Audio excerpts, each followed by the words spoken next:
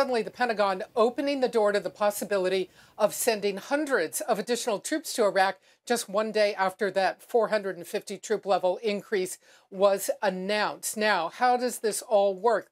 What the Pentagon is talking about is something called lily pads, bases across Iraq where there are Iraqi troops, where U.S. troops may go to help work as military advisors.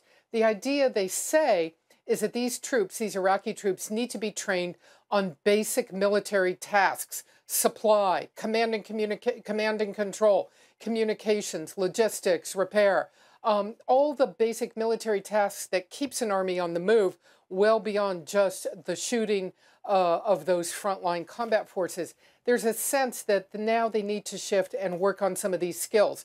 But what it means, actually, is that indeed hundreds of more U.S. troops could be headed there. They are already looking at 3 to 4 additional sites, and a Pentagon official said, you know, they're looking not at hundreds of sites, but hundreds of locations where they might have to put U.S. troops eventually.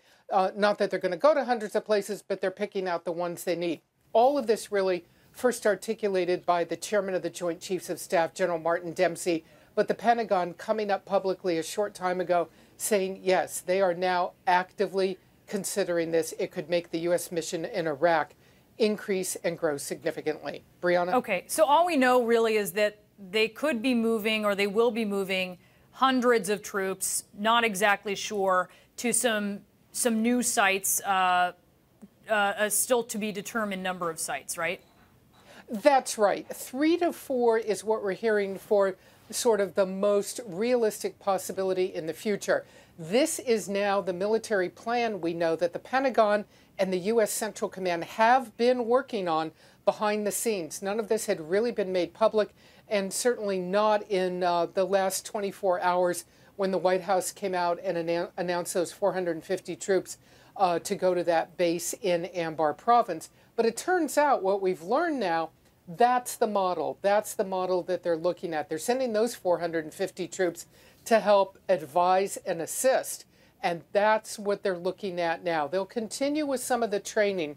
But if Iraqi troops are going to go to Mosul, if they're going to go to Ramadi, if they're going to go to Beiji, if they're going to go retake all the areas where ISIS is, they need a lot better skills, a lot better military skills.